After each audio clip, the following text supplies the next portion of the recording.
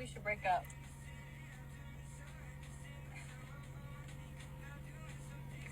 So why did my mind immediately go to like a strangers to lovers story? Hear me out. She's driving when she notices this biker come up next to her, and he keeps looking at her and she keeps looking at him, and he can obviously like drive a lot faster than her, but he kind of stays pace with her until after a couple minutes they finally make it to a red light, and she decides to kind of play around with him a little bit. So she rolled down to her window and she looks at him, she goes, I think we should break up.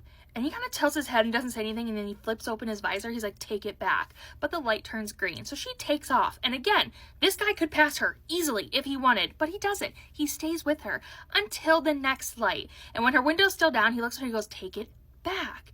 And she's like, I don't want to take it back. He's like, take it back. And she's like, fine, whatever. We're back together. And he's like, oh, our very first fight. And she just starts laughing or whatever, and then she takes off again. Now she's driving for a few minutes, and then she turns into her favorite coffee shop. When she turns and looks, and he has now parked there, and she's like, this is a weird coincidence, but I'm trying to play it off like whatever. She just gets up, she doesn't pay him any attention, and she walks into the coffee shop. She orders her latte, she's sitting there, she's about to pay when all of a sudden his hand reaches over, like his gloved hand, and he taps his phone on like the credit card key, and she's like, what are you doing?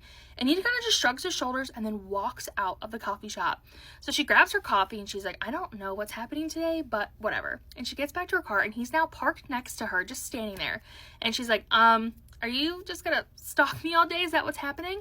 And he just kind of shrugs, doesn't say a word. And she's like, fine, I'm going to the bookstore. And she drives to the bookstore, she picks up new books, and she's about to check out, and the same thing happens again. He puts his phone down, he pays for it, and then he hightails it out. And she's like, this is weird. Like, what is happening? And finally she goes back out to the parking lot, and he's just standing there. She's like, look, I have to go home now. Like, I have to go home. It's going to be a problem if you follow me home. Like, you understand that? And he's like, I'm not going to follow you home. And she's like, well, you have been stalking me all day. And he's like, is it stalking if you know that I'm behind you? And she just kind of like rolls her eyes, and she's like, okay, then, I guess this is where I leave you.